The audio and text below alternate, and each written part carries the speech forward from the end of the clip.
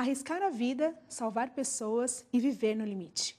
Passar por situações de perigo e ainda assim manter o controle emocional. Corajoso e preparado, esse é o bombeiro. E é desse profissional que vamos tratar hoje na série Profissões. Está no ar, Antenados.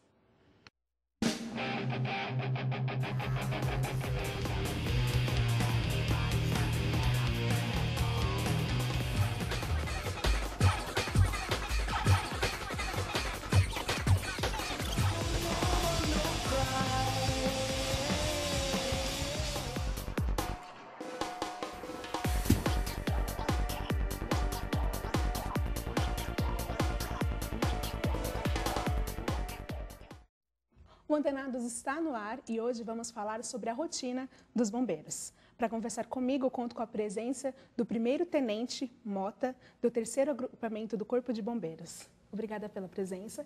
E dos estudantes da Universidade de São Judas, Antônio Canezin, Anderson Ferreira, Lívia Prata, Guilherme Abambres e Anderson Costa. Bem, para começar, eu queria perguntar, aqui alguém já teve o sonho, já teve vontade de ser um bombeiro? Assim, não tive vontade, né? Meu irmão já, assim, há muito tempo atrás, ele já teve essa vontade de ser bombeiro e tal. Só que ele achava que era muito complicado, né? Por causa, não sabia o que era necessário para ser bombeiro e tal. Então ele acabou meio que desistindo dessa ideia. Ele desistiu, não quis mesmo, não quis entrar. Assim, na verdade ele queria, ele tinha esse sonho, só que ele acabou vendo algumas coisas assim que meio que atrapalhou essa caminhada dele, né, para poder trabalhar nessa profissão. Isso. Alguém aqui, mas não, ninguém mais. Tenente, conta pra gente como foi entrar, ser o bombeiro, entrar na corporação. A minha entrada no bombeiro começou lá atrás, né, porque o bombeiro aqui no estado de São Paulo, ele pertence à Polícia Militar. Então, meu primeiro acesso a essa empresa, essa instituição, na verdade, foi através do policiamento, né? Eu entrei através da Academia do Barro Branco. Prestei um concurso público, depois eu estudei 4 anos, aí depois de formado, aí sim eu fui trabalhar no policiamento. E com 10 anos de formado foi que eu resolvi vir para o bombeiro.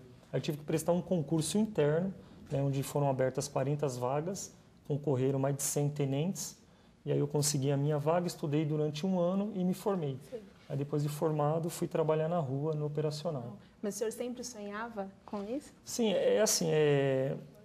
que para trabalhar na Polícia Militar você precisa gostar de tudo um pouco, né? Então quando a gente entra na Polícia Militar, você tem que ter algumas qualidades para diversas áreas, porque nem sempre você vai trabalhar num lugar só. Então quando a gente se forma, você pode trabalhar no policiamento de choque, na cavalaria, você pode ir para o bombeiro, né? E ir para o bombeiro foi uma opção que eu tive. Entendi.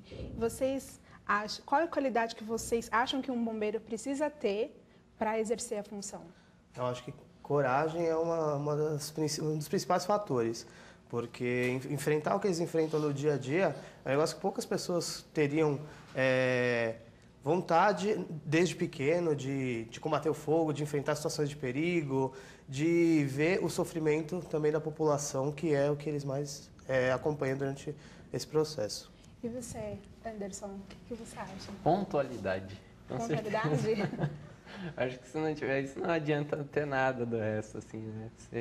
Você tem que ter a coragem, mas você tem que saber o momento certo para agir também. Não basta só chegar no horário. Às vezes você está vendo uma situação que você sabe que vai acontecer alguma coisa terrível ali e você tem que saber a hora certa de entrar, a hora certa de sair, sabe? Não pode ser chegar lá e com tudo e bancar o herói, né? E você, Antônio, quais as qualidades que você acha que são essenciais? Eu acho que tem que ser solidário, né? O bombeiro tem que saber o que fazer na hora certa e saber a quem atender, porque às vezes tem que optar, dependendo da situação, tem que optar quem vai salvar, quem é mais fácil salvar do que tentar uma pessoa que está muito mais complicada que a outra e acaba perdendo as duas. Então, não sei, eu acho que é muito difícil ser bombeiro, não é fácil não. E você tem alguma opinião a respeito? Eu acho que além de todas essas qualidades que eles citaram, acho também que o bombeiro tem que realmente gostar do que faz, né? Além de tudo. Porque passar por tudo que ele passa, arriscar a própria vida para salvar uma outra vida, ele tem que ter realmente o amor àquilo que ele faz. Tenente, é tudo isso mesmo? Quais são as Com qualidades? certeza, tudo isso mais um pouco, né? É um sacerdócio. É um ditado que a gente tem na caserna, que a gente tem horário para entrar e não tem horário para sair, né? E para isso tudo, ter essa coragem, essa cautela de saber o momento de agir, a gente treina. A gente treina durante a formação e a gente treina todos os dias em que estamos em serviço. Então, o que ele falou, isso daí é verdade. A gente se coloca em risco, né? Mas é um risco seguro, né? A gente realmente a gente se comprometeu com aquilo, né? A gente dá a nossa vida por uma outra vida, né? E isso faz parte do nosso dia a dia. E para quem quiser entrar na corporação, como faz? Qual o primeiro passo para ser um bombeiro? Tem 2 caminhos. A pessoa pode entrar como soldado, prestando um concurso público, tá? Que isso é aberto em edital, é anunciado, e ela vai entrar como soldado. Ela vai ter um curso de duração de 13 meses, tá? Onde ela vai se formar bombeiro, e após esses 13 meses ela já está apta para trabalhar na rua, nos quartéis de bombeiro, tá? E o outro caminho é o que eu trilhei, é entrar na Academia do Barro Branco, estudar 4 anos, se formar oficial da PM e depois ainda escolher fazer um curso de mais 1 ano para ser bombeiro. Porque o trabalho do bombeiro é muito técnico, por isso que leva bastante tempo para a formação. Ah, entendi. E, no caso, como que é a hierarquia, né, para ter uma patente mais alta, para chegar até ser, no caso, um major, que é a categoria mais alta, é isso, né? É coronel. Coronel, isso. É o posto mais alto. Como que funciona para chegar até o... Então, são 2 caminhos. Se entrar como soldado, a pessoa vai conseguir ascender na seguinte estrutura. De soldado vai para cabo, depois a 3º sargento, 2º sargento, 1º sargento e subtenente. Esses aí são os que nós chamamos de praças, né?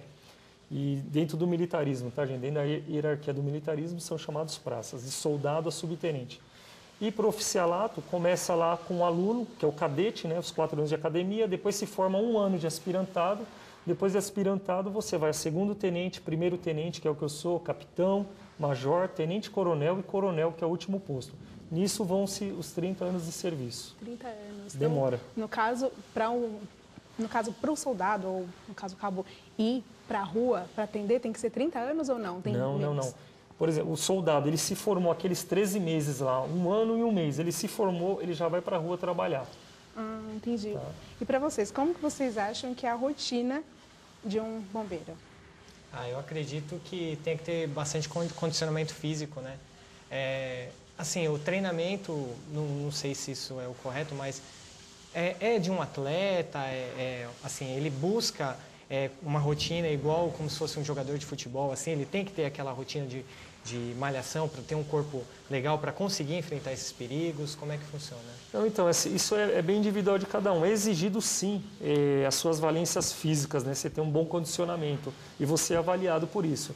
Então, você sabe que durante o teu curso você vai ser avaliado várias vezes, né, fisicamente. Então, você tem que se preparar. Então, é correr, subir corda, nadar, entendeu?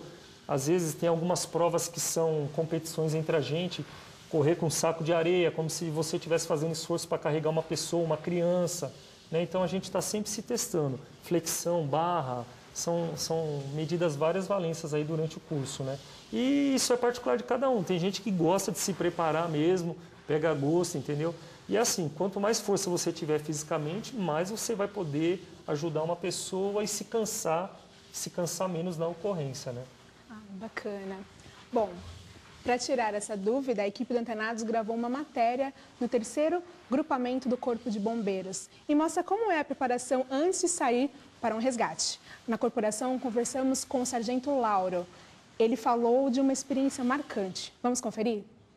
O dia a dia de um bombeiro é de muito trabalho e correria. O objetivo é salvar a vida de quem está em perigo.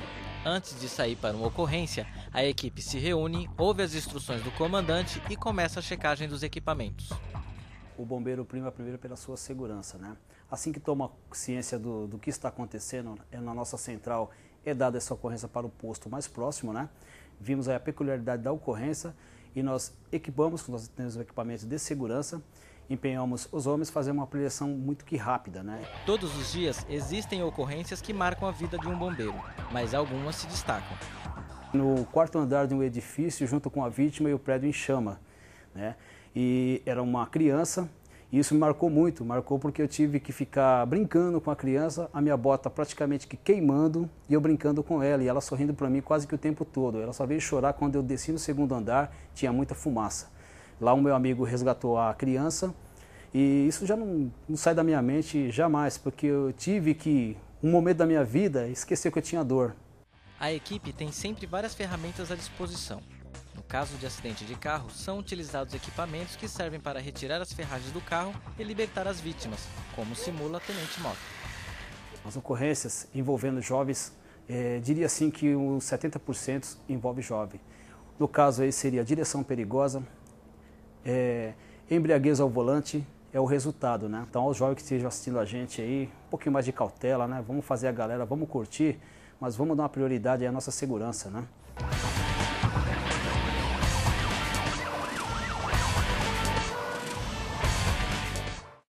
Bacana. Bom, a gente viu um breve relato aí do dia a dia do bombeiro. Tenente, quais são as ocorrências que mais acontecem no dia? São as ocorrências em que a unidade de resgate, a UR, atua, né? Principalmente atropelamentos, colisão entre auto e moto, isso é o que mais acontece. Desculpa, o R é? Unidade de resgate. Exato. Isso. Ocorrências entre motos e autos, né? Ocorrências que são frequentes também vazamento de gás em apartamento, fogo em apartamento, pessoas esquecem panela no fogo, entendeu? Vou colocar um leite para ferver, um feijão para cozinhar, vou tomar banho, né? E o fogo ali acaba se propagando na ausência da pessoa. Isso causa muito acidente. Ah, tá. E no caso, o Sargento Lauro também falou sobre os acidentes com os jovens, né? Como assim? Os jovens são os que mais dão trabalho para vocês?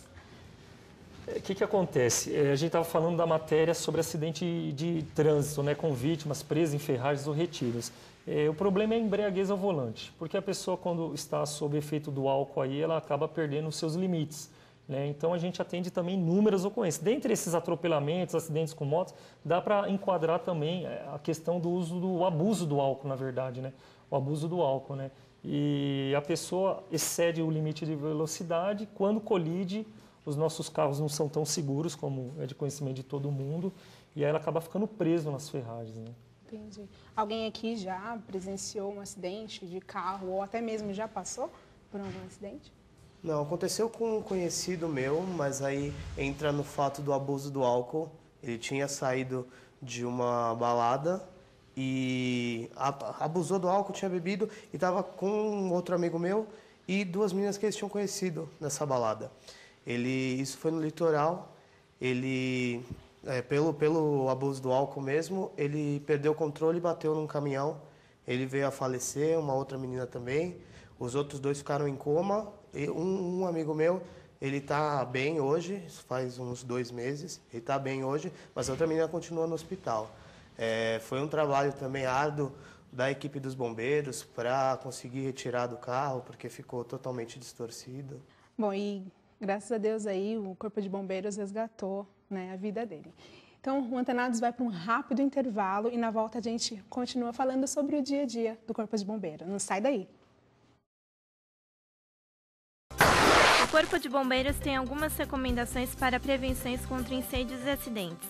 Primeiro, não use cestos de lixo como cinzeiros. Não fume perto de álcool ou material de limpeza em geral. Evite o acúmulo de lixo em locais não apropriados. Desconecte sempre os aparelhos eletrônicos das tomadas depois de utilizá-los.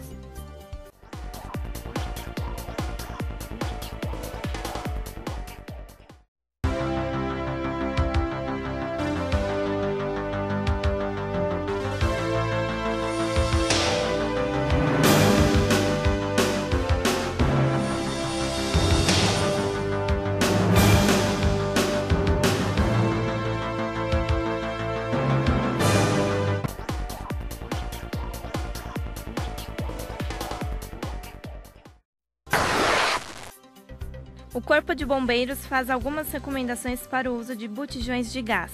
Compre gás somente de empresas credenciadas. Ao receber o botijão, verifique o estado do mesmo. O botijão não pode estar amassado, enferrujado ou apresentar qualquer tipo de dano. Não coloque os botijões em compartimentos fechados e sem ventilação. Deixe sempre em local ventilado. Ao sair de casa, feche o registro de gás e não deixe panela em fogo aceso. E muito importante, não permita que as crianças tenham acesso ao fogão. O Antenados está de volta com a série Profissões. O tema de hoje é a rotina dos bombeiros. Tenente, na matéria a gente viu sobre as ferragens e tal, e vocês sentaram que assim, vocês tiram as ferragens das pessoas e não o contrário. Como que funciona na hora de tirar alguém, resgatar alguém de um carro? Porque se fosse para retirar a pessoa das ferragens, que quando ela está presa, ela tem metais prendendo ela, seria muito fácil, era a gente pegar a pessoa e arrancar de lá, e não é o caso. Vocês podem lembrar de ocorrências que vocês já viram na televisão, a gente abre o carro, entendeu? Então a gente tira as ferragens da pessoa e nunca a pessoa das ferragens. Por quê? Porque a gente tenta imobilizar a pessoa da maior maneira possível, da melhor forma possível. Então a gente imobiliza ela, acordar cervical, se precisar a gente coloca um CAD, que é um material que vai aqui atrás, né, um aparelho que coloca nas costas da pessoa, a gente imobiliza ela e aí sim a gente começa, aí a pessoa fica quietinha. A gente só tira ela de lá após as ferragens estarem fora da pessoa. Ah, tá. E aqui alguém já chamou um 93, ligou? Já aconteceu comigo também, eu era pequeno, minha irmã tinha poucos meses e minha mãe estava trocando, a minha irmã, estava eu, só minha mãe e minha irmã em casa. E aconteceu de tocar o telefone e minha mãe pedir para eu tomar conta da minha irmã, enquanto minha mãe atendeu o telefone. Nesse momento, eu, pequeno, me desatentei um pouco e minha irmã caiu da banheira. Ela devia ter uns 5, 6 meses. Naquele momento, minha mãe ficou assustada, ela estava sem carro no dia. Minha irmã começou a ficar mole, branca, então a primeira reação que a gente teve foi ligar para o 93. E em coisa de 5 minutos, eles estavam na porta de casa, levaram ela para o hospital, graças a Deus não aconteceu nada, mas a eficiência deles acho que ajudou muito. É um negócio que minha irmã fala até hoje, que a culpa é minha. Alguém mais aqui já precisa ligar ou presenciou? Já eu presenciei uma vez, eu estava num carro com o meu irmão e a moto que estava na frente estava andando e um carro não obedeceu ao par e acertou a moto, que na moto estava o pai, a mãe e uma criança pequena. E aí como a gente a gente viu primeiro, né, fomos as primeiras pessoas a ver, meu irmão pegou o menininho de 4 anos e me deu, falou assim, ó, põe no carro para eu levar para o hospital. E eu olhei o menino sangrando e eu não sabia o que fazer. Aí meu irmão falou assim, põe logo ele no carro. Aí eu coloquei automático assim, meu irmão correu para o hospital, aí eu liguei pro resgate. E aí, em menos de 5 minutos, o resgate já estava lá para atender os pais do menino. Tenente, vocês têm muito trote? Bastante. Muitos trotes. Todo dia? Todos os dias. Nossa, que coisa. Todos os dias a gente tem. Infelizmente, isso daí é horrível em todos os aspectos, porque enquanto a gente está correndo por um trote, realmente tem alguém precisando da viatura e a viatura vai demorar um pouco mais, né? O tempo-resposta vai ser um pouco maior. E esses trotes, eles acabam aí ocupando uma linha, um lugar de uma outra ocorrência, de outra pessoa que precisa, né? Exatamente. E para a gente o tempo-resposta, né, que a partir do momento que aciona até a chegada no local, isso para a gente é vital. Às vezes, segundos, você perde uma vida. Então, o trote realmente é uma coisa muito séria, acontece, prejudica muito a população que é usuária dos nossos serviços, né? E quais são os cuidados, no caso, para acidentes em casa, que as pessoas precisam ter para evitar, né, ter um acidente em casa? Então, dentro da residência, acontecem várias coisas dentro da residência, né? Às vezes acontece mais coisas dentro da residência do que fora. Então, o que eu falei, por exemplo, a situação do gás, fogo, em panelas, né? Um exemplo, se vocês estiverem trabalhando com frituras, né? Tá aquele óleo lá, está fritando batatas lá, de repente o seu exaustor lá já está saturado de óleo e com a temperatura alta aquele óleo vai entrar em ignição, vai atingir o ponto de ignição e vai começar a pegar fogo. E o fogo desce e pega no óleo. Então, se você tiver com uma situação dessa, que o teu fogão está com alguma panela pegando fogo, o que você faz? Desliga o fogo, né? Vai com cautela, desliga o botão para cortar o gás, vai até a pia, molha uma toalha, quanto maior a toalha, melhor. Aí você vem com a toalha não ensopada, mas úmida, bem úmida, e joga sobre a panela para você fazer um abafamento e conseguir extinguir o fogo, tá? Nunca jogar a água nesses casos, principalmente no óleo. Todo mundo sabe que óleo e água não se misturam. Se você está com o óleo fervendo ali, você joga a água não mistura com o óleo, entra, só que ela já entra evaporando. E como aquilo é muito rápido, ela explode. e quando ela explode, ela joga o óleo para fora da panela e vai começar a pegar fogo em outras coisas, inclusive em você. Nossa. Tá? Então tem que tomar muito cuidado, nunca jogar água em qualquer tipo de panela pegando fogo em cima do fogão durante o cozimento. Tá? Conselho aí, em caso de acidentes, né, enchentes, como que é o procedimento? Tem algo específico na hora de resgatar a vítima? Sim, assim, a gente chama de chuvas intensas, né? Porque as chuvas intensas, na época do nosso verão aí, elas não causam só enchentes, elas causam deslizamento, desmoronamento, então tem uma série de outros fatores aí, né?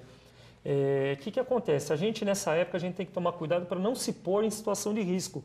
Por exemplo, se você sabe que a marginal Tietê alaga em determinados pontos, quando começou a chover, saia da marginal. Entendeu? Se existem algumas ruas perto da sua casa que fica uma região baixa, próximos a córregos, né? Sejam eles abertos ou canalizados, não ande por aquele lugar, evite aqueles lugares.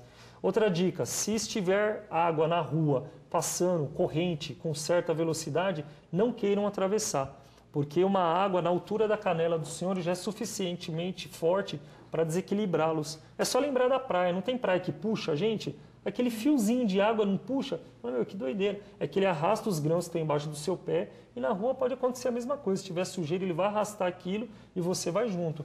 Então, é não se colocar em situação de risco, né? Tá, e falando em situação de risco, o que vocês acham de uma profissão que arrisca a própria vida para salvar pessoas? Eu acredito que, assim, como já falaram, referente à coragem, mas eu acho que o mais importante é você ter medo. Que o receio é o que te deixa, assim, vivo, né? Porque por mais coragem que você tenha, se você não tiver medo daquilo, você perde aquela situação de onde é o limite do perigo. E aí que eu acho que é o problema, né? Você, Guilherme? Bom, eu acho que tem que ter, como o Anderson falou, tem que ter esse receio para... se você saber o limite onde tem, por mais que você tenha total intenção de salvar a pessoa que está em perigo, você tem que ter calma, tem que ter cautela para conseguir organizar tudo, porque se você for afobado, não vai dar certo nem para um lado nem para o outro. Tenente, o que é mais difícil na profissão? Talvez as situações inesperadas, né? Que cada ocorrência é uma ocorrência, você vai para um atropelamento, você vai para um preso em ferragem, você vai para um incêndio, você vai para outras ocorrências com a mesma natureza, hein? Atropelamento, incêndio, ferragem, mas cada uma é de um jeito, cada uma é de uma situação, né? E aquele fator surpresa, né? Então isso daí é o que nos causa um pouco, é onde a gente fica naquele limite, né? Ele falou de temor, isso daí a gente chama de cautela, você tem que ter cautela, né? Você não pode ser totalmente... se empreender tanto assim contra o perigo, entendeu? Você tem que ter um medo do perigo, uma cautela em relação a ele, né? Porque você está ali para salvar a pessoa. Se você vai se colocar no lugar dela, você não ajuda ela e também você acaba ficando lá, né? Nessa questão que entra o autocontrole também, né? Tá ali no acidente e você precisa salvar, dá uma sensação de impotência ou alguma coisa assim? Assim, tudo que a gente faz é o que eu falei, a gente treina desde o primeiro dia que a gente entra, durante o curso de formação e todos os dias do nosso dia a dia, no nosso dia de serviço, a gente treina. Então a gente fica preparado psicologicamente esperando aquilo, esperando sempre o pior, entendeu? E essa situação, isso acontece muito, porque toda vez que uma viatura de bombeiro é acionada, alguém está em perigo, alguém está com problema, seja uma parada cardíaca, seja uma queda de uma laje, seja alguém que caiu dentro de um rio, seja alguém que está preso dentro de um apartamento que está pegando fogo, entendeu? Então, a gente se depara com as ocorrências mais diversas, inclusive as que têm o fator morte, né? Onde realmente a vítima acaba vindo a óbito, né? Isso, infelizmente, acontece, faz parte da nossa profissão conviver com isso. Conviver com o autocontrole, com ali segurar o emocional, né? Sim. Tudo. E, no caso, o senhor já fez algum salvamento que marcou? Assim, a gente tem bastante história para contar, né? Mas eu tive um acidente que eu peguei na Regis Bittencourt e eu não estava no 3º grupamento, estava no 18º grupamento. E ali acontece muitos acidentes com caminhões, porque a gente pega o Rodanel, a gente pega Bandeirantes, Anhanguera, Regis Bittencourt, Raposo Tavares, todas essas rodovias cortavam a área do grupamento onde eu trabalhava. E é muito acidente, principalmente quando está amanhecendo o dia, que os caminhoneiros estão chegando em São Paulo de viagens longas, estão cansados, é a hora que eles adormecem, né? Começam a acontecer os acidentes. E uma ocorrência que me marcou foi essa. 2 caminhões, 2 carretas bateram, né? Uma atrás da outra, e o passageiro, o motorista, a gente conseguiu tirar, mas o passageiro estava muito difícil, ele ficou muito preso nas ferragens, tá?